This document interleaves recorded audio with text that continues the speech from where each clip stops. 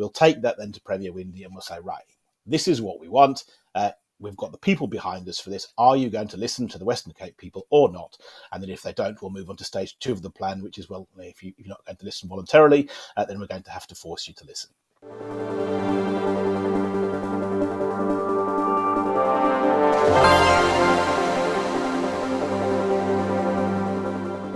Hello, ladies and gentlemen. Welcome back to News in 5.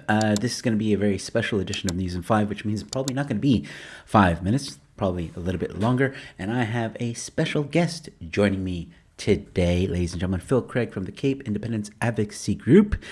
There is some major news and major development happening with the Cape Independence movement. And here to chat about it is Phil Craig. And I'm so excited to have him on board because I watched that press conference live stream that you did last week. And some very promising data coming out of that. And please, Phil, share with us, in your opinion, what are the biggest takeaways from the new poll that you guys did? Yeah, thanks, Joe. It's always great to be with you and with your audience too. Look, I mean, it was a significant poll. I think, it probably wasn't a great surprise, but it's also a nervous time when you're waiting to get those results and just to make sure the world looks like how you thought the world looked. Two biggest takeaways, 68% now in favour, 68% of Western Cape voters now in favour of Cape independence, more than 2/3, absolutely massive, massive number. It really should be very difficult for a democratic government to ignore the fact that 2/3 of their population support a referendum on a specific issue. And then 58% in favour of Cape independence itself, which for the first time, and even beyond the margin of error for the poll, which was 5%, the majority of Western Cape voters now favouring Cape independence outright. And those are two massively, massively significant numbers, and really are in line with this growth path of people have sort of gone from this, well, look, it was a nice idea, but not so sure, till suddenly people are realising this is the solution. So hugely significant. Very much so. And just to be clear, because this is something that I thought of when we first, people can go back on my channel and see when you and I first started talking about this till now, it's quite a journey. But when we first spoke about it, the challenges that this movement faces, and in order to get it to a referendum stage, you needed a 50+1% or something like that, 50% plus 1. Have you achieved that now? Well, yes. So this would be above the 50% plus 1. Yeah. So 50% plus 1 is half the population plus one person, which means that the other half of the population is minus one person. And so 50 plus 1 is an absolute majority. That's the significance of that.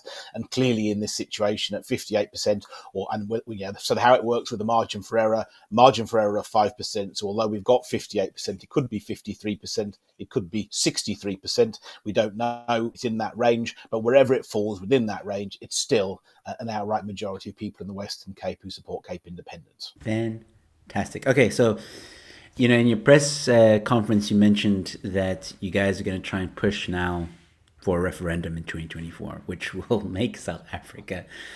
Wow, very exciting. Is that possible now? Do you think you guys will get there? What's the next step for you guys? Sure. So, well, look, that's a public call, and in many ways, so now it's about it becomes less and less about us, and more about the people of the Western Cape, and that's exactly how it should be. Ultimately, this ends in the people of the Western Cape having their say. So, in many ways, we've sort of floated this idea, we've developed the idea, we've polled, we've sort of shown people that you're not the only person that thinks this is a good idea. We've gone through the ridicule and the name calling and so on, and we've got to this point in time now where 2/3 want a referendum. A clear majority support Cape independence. So the next thing to do is, as I say, is to have that referendum. So look, there's only one person in South Africa who can call a referendum on Cape independence, and that's Premier Alan Winde. And really, the next step is to publicly put Alan Winde on the spot. Where is Winde? Where is Winde?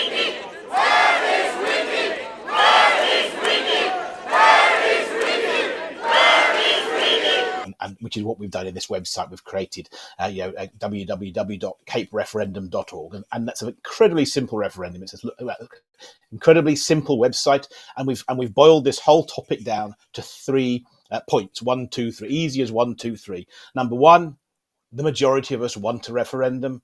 Number two, even your own party is predicting possible doomsday in 2024. We need a referendum on Cape Independence. Number 3, DA leader John Steenhuisen personally promised me and the CIAG a referendum on Cape Independence in 2021. So we want it, we need it, you promised it. Now give us the referendum. And there are 2 outcomes. They can give us the referendum, and I desperately hope they do, and that would be the democratic thing to do, or they can deny us the referendum, and then we know where we stand with our government. We've got a government that is acting undemocratically and is not willing to listen to the people that elected it. And then that moves on to the next stage of the process. We've got an election in 2024, and if the Western Cape government isn't going to voluntarily listen to the people who elected it, then we're going to have to make sure that we force them to listen in the election at 2024. So let's take that as a 2-step process. Are they going to listen? We're publicly asking people to sign up on that website, so that we'll have thousands upon, and we already have thousands upon thousands of people in support of that. We'll take that then to Premier Windy and we'll say, right, this is what we want. We've got the people behind us for this. Are you going to listen to the Western Cape people or not? And then if they don't, we'll move on to stage 2 of the plan, which is, well, if you're not going to listen voluntarily, then we're going to have to force you to listen. So I think one of the concerns that people have, Phil, is that whether or not the referendum voting process will be free and fair, as they say. You know, we've seen recently with the US elections and the Zimbabwean elections, there's a lot of controversy around them, people questioning whether they were really free and fair. And I think, you know, a lot of people are skeptical about holding a referendum and whether or not the ANC will try and interfere or use certain tactics to derail the voting process. What are your thoughts on that? Well, look, I think the ANC are capable of doing any manner of things. Thus far, they've kept it fairly clean around Cape Independence. I accept entirely that may not always be the case. But ultimately, in terms of the referendum, we are going to need to have international observers. Fortunately, we kind of have a relatively robust electoral system at the moment. We have the IEC, which probably isn't quite as independent as we'd like, but at least it sort of is broadly independent. We still have free and fair elections, and then we'll need to have both internal observers and we'll need to have international observers to make sure that election is free and fair. And I think there's a really reasonably good prospect that will be a free and fair referendum. That's not something that I'm unduly concerned about at this point in time, but we will absolutely have to make sure that happens and to cover off the bases. But it's not something I'm unduly concerned about. Last question is, ANC has been known to use violence to get what they want, or they cause riots, or they'll cause, some even go as far as saying there's going to be a civil war, which will obviously be started by the ANC. I don't think the Cape Independence movement itself is going to throw the first stone. I highly doubt that. If anything, if there's any violence, it's all because of the ANC, and that's what they do. They stir, and they may want to create a situation where the Western Cape is ungovernable. Do you guys have fears about that? And if you do, what are your thoughts? What any plans to avoid that? Yeah, look, I think it would be naive to not think that that's not a possibility. It's not one, again, that we're unduly concerned about. I think the ANC itself has had plenty of opportunities to stamp out the Cape Independence movement, and actually it hasn't as of yet. And I think one of the things that's interesting is the ANC is extraordinarily sensitive to international opinion of it, which is slightly bizarre in some ways, but it sees itself as the good guys. And its whole mission is around self-determination. Its purpose was the self-determination of South Africans. It's fought for democracy. So I think really it would be very, very difficult for the ANC on the international stage to suppress a democratic movement, and the fact that the Cape Independence movement has been so overtly inclusive, non-racial, democratic, and peaceful, makes it almost impossible for South Africa and the ANC then to sort of carry out a sort of military thing. Because what are you doing? You're literally then imposing colonialism on the Western Cape. You're dominating a section of your population against their will by force. And clearly, if the ANC wants to do that at this point in time, it's going to be difficult to resist. But that would just be the beginning of the end. It would be an entirely untenable situation. And so the ANC, I don't think are going to do that. I don't think that's stupid. That's not really something I'm worried about. I think if there is going to be an issue. It's going to be more likely low-level stuff, and actually probably people like the EFF are probably going to be far worse agitators than the ANC, and they'll have to be dealt with. It's difficult. I don't see this turning into a huge major conflict. No, I don't. I think if they have a democratic mandate and it's been clearly democratic and peaceful, then that's going to be quite difficult to resist. There probably are going to be some skirmishes around there, and I'm sure that the Western Cape government will deal with them fairly quickly, as they did with the taxi strike. Amazing. So just to recap very quickly, basically next step is referendum, pushing for that at least, and hopefully getting it. And that, I think, is history in the making. Very exciting times for CIAG and the entire movement, everybody involved. I know everybody works together to make it happen, so well done to all of you involved. And a big thank you to you, Phil, for all the work that you do. As usual, we'll keep everybody updated with the process of what is going on. I'm very excited to see how things will unfold.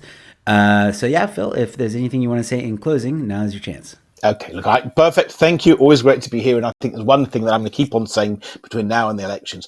We're coming to the point in time. This is it. Before we've kicked open the door, this is it. And actually, we, as a collective people, are going to decide. It's not going to be about the CIAG. And actually, you're going to know when you get to 2024 whether the DA have given a referendum or they haven't.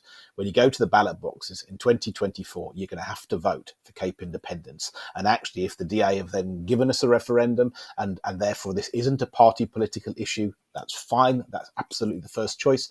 If we get to 2024 and the DAs deny this an issue, knowing everything they know now, then we're going to have to vote against the DA, and we will make sure there are political options that wouldn't remove the DA from power, but that would force it to listen, which would be much the same as we saw in the UK in these Brexit issues where actually you needed this third party to force the government to listen to the people. And I think that's the situation. That's certainly one of the situations we're heading to. And actually, we can't do anything about that. We can open the door, but the voters of the Western Cape are going to have to do their part.